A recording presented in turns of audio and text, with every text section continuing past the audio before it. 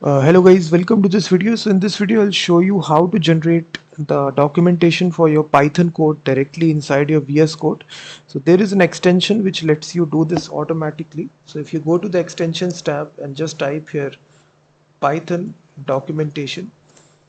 So the extension which comes right here, you will see it's called as auto doc string and Python doc string generator. It's used by almost 13 million developers, and basically it generates that Python documentation automatically as you write your code.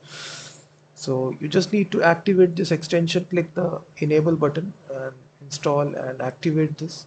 So once you do this, simply go to your Python file and write a bunch of code here. Let me create a Python file. So it's already exists right here. Let me find out where it is.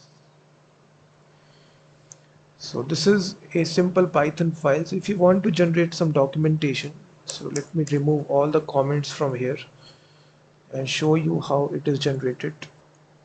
So let's suppose you have these four functions inside your Python code, which is add, subtract, multiply, and divide. So this is your Python code. So if you want to generate documentation for it, you simply write here double quote, double quote, double quote, three double quote, and then automatically this drop down will come, generate doc string. You can go to a function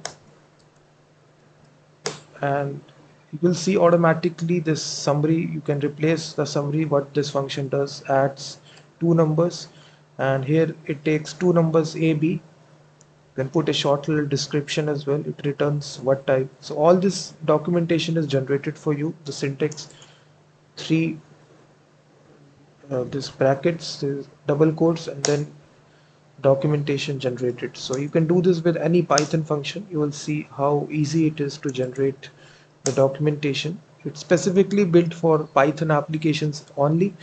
So you can install this by going to the extensions and auto doc string. So this is the plugin or extension. Simply activate this and just go to the actual Python file and start generating your documentation for Python functions.